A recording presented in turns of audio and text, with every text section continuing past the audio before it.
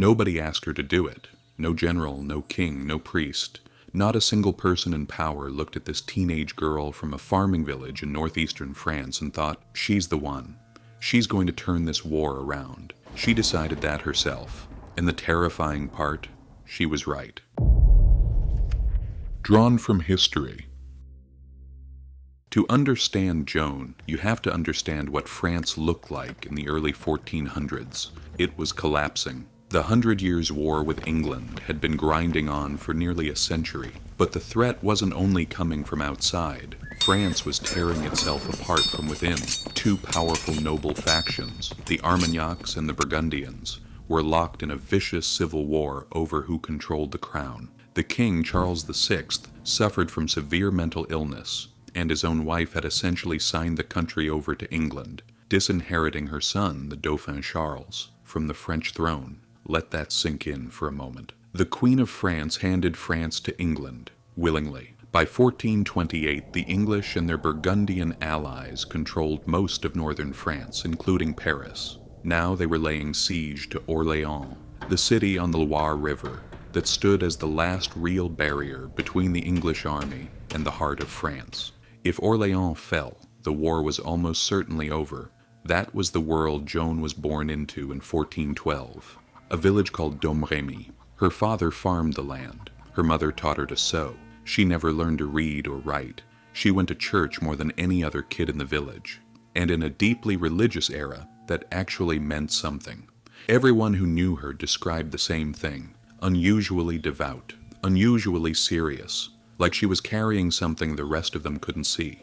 And then, at 13, something happened that would change everything. She was working in her father's garden when she heard it for the first time, a voice, coming from the direction of the church. She said it was St. Michael, then St. Catherine, then St. Margaret. Over the next 3 years, the voices kept coming back, pressing the same message into her over and over. Go to the Dauphin, drive the English out of France, see Charles crowned at Rheims. Here's where the story gets genuinely hard to explain. Because Joan didn't just hear these voices and carry on with her life. She sat with them for 3 years. She told nobody. She processed it in silence in a village surrounded by enemy territory, while the war outside grew worse. And then, at 16, she made a decision that by any rational measure should have been impossible. She walked into a military garrison and told the captain, a man named Robert de Baudricourt, that God had sent her to save France. He threw her out, she came back, he threw her out again, she came back a third time, and this time she made a prediction. She said Charles's forces were about to suffer a major defeat. Days later, news arrived of the Battle of Rouvray, a crushing French rout exactly as she described. De Baudricourt didn't fully understand what he was looking at, but he couldn't ignore it either. He gave her the escort, 300 miles, through enemy territory, disguised as a man, short hair, men's clothing, riding with 2 knights who had been convinced by something in the way she spoke. When she finally arrived at Chinon, the Dauphin decided to test her. He hid himself among his courtiers and let one of his men stand in his place. Joan walked straight to Charles. No hesitation, no searching the room. You can read that as a miracle, or you can read it as a young woman who had spent years mentally preparing for this exact moment.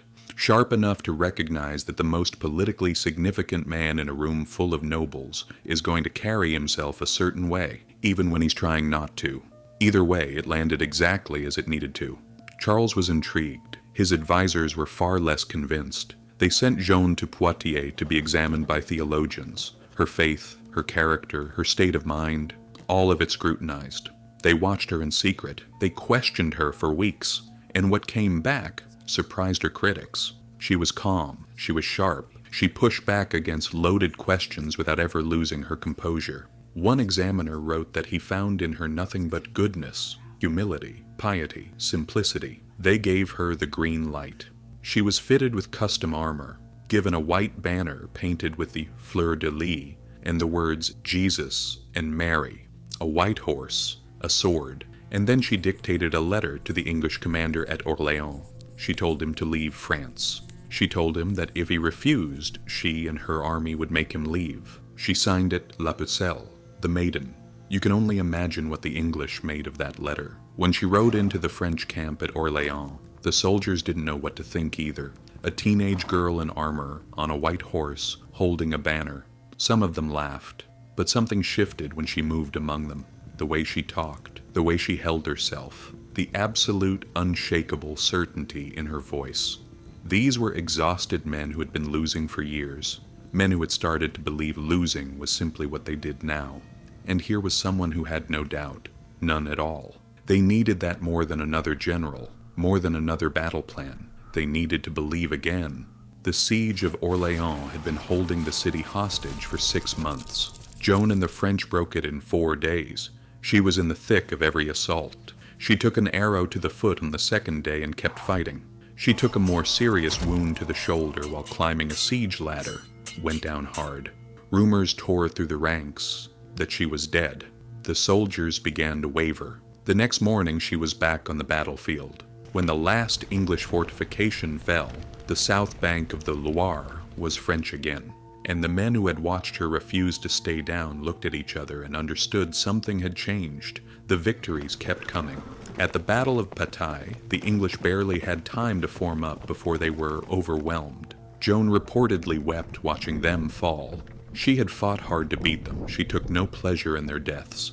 And on July 17, 1429, just a few months after a teenage girl from Domremy had been thrown out of a garrison office for the 2nd time, Charles VII was crowned King of France at Reims Cathedral. Joan stood beside him. She had done exactly what the voices told her to do. And this is where it gets complicated, because the moment Charles had his crown, everything changed. He was a king now. Kings negotiate. Kings think about diplomacy. He wanted to open talks with the Burgundians instead of pressing the military advantage. Joan wanted to take Paris. He stalled. He pulled back. He found reasons to wait. She had gone from indispensable to inconvenient. Almost overnight, she kept fighting anyway, without his full support. And in May 1430, outside the town of Compiègne, Burgundian forces surrounded her and pulled her from her horse. Her voices had warned her something like this was coming. She hadn't stopped. The Burgundians sold her to the English for £10,000, and the king she had crowned made no serious attempt to get her back. What followed was not a trial. It was a planned execution dressed up as one. The logic was cold and deliberate. If Joan could be convicted of heresy, then Charles's entire claim to legitimacy, built on the belief that God had sent her, would fall apart. Destroy the miracle. Destroy the king's story. The charges were heresy and witchcraft. The evidence. She claimed to hear divine voices, and she had worn men's clothing, forbidden by the book of Deuteronomy. She sat through months of interrogation in a freezing cell in Rouen. No advocate, no representation. Surrounded by English guards. They denied her request to hear Mass. They denied her request to have the Pope informed of her case. They denied her almost everything. What she gave them in return was one of the most remarkable performances under pressure in the entire medieval period. She sparred with trained theologians for months and held her ground. She answered questions with questions. She refused to discuss her visions in ways that could be twisted against her. At one point, she looked directly at the bishop overseeing her trial and told him, "You say you are my judge. Be careful what you do. For I am sent by God, and you are putting yourself in great danger." 19 years old, alone, no formal education, no allies in that room. She held, but it was never going to be enough. The verdict had been decided before she ever walked in. On May 30th, 1431, they burned her alive in the marketplace at Rouen. Her body was burned 3 times to make sure nothing remained. Her ashes were thrown into the Seine. Charles VII, the king she had crowned, made no real effort to save her. 25 years later, he allowed her name to be cleared. Historians still debate whether that came from guilt, from politics, or from something else entirely. Probably there's no clean answer. In 1920, nearly 5 centuries after her death, the same church that burned her as a heretic declared her a saint. So, what do you do with a story like this?